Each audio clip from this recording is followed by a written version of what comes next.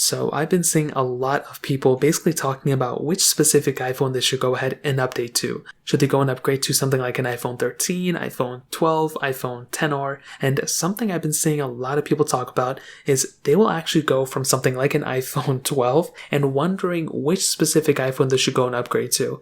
And to be honest, right now, if you have, I would say an iPhone 11 or newer, obviously newer like the iPhone 13, but if you have an iPhone 11 series, I probably wouldn't recommend upgrading your phone, especially right now. And the main reason for that is because we are so close, or we're closer to the iPhone 13 lineup being announced, that it doesn't really make too much sense to buy something like an iPhone, 13 or iPhone 12 right now, especially if you have an iPhone 11. It just doesn't make any sense to upgrade that specific device, mostly because we are so close to those specific iPhones.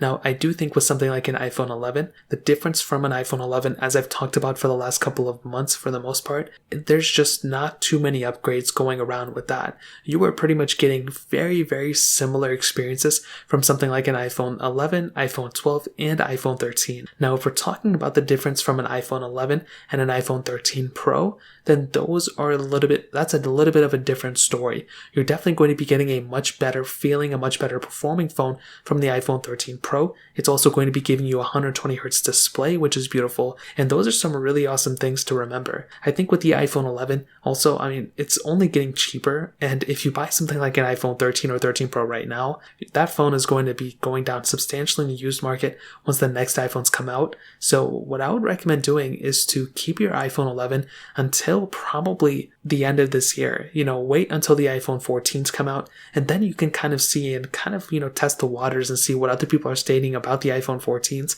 And then from there, I would recommend going through and actually upgrading your iPhone. Like I mentioned, there really isn't a crazy big reason to go and upgrade your iPhone 11 anymore, especially after, the last couple of updates we've gotten with iOS 15. It looks like Apple is saving a lot of features for iOS 16. So especially now more than ever, I would probably recommend waiting out until iOS 16 comes out at the bare minimum, seeing what type of features we get, and then kind of upgrading and kind of maneuvering around through there. If we get some really cool features, I guarantee you it'll make your iPhone 11 feel like it's a brand new device with all the features being implemented in this next version of software. We already have things like, Face ID unlocking with our iPhone 13s.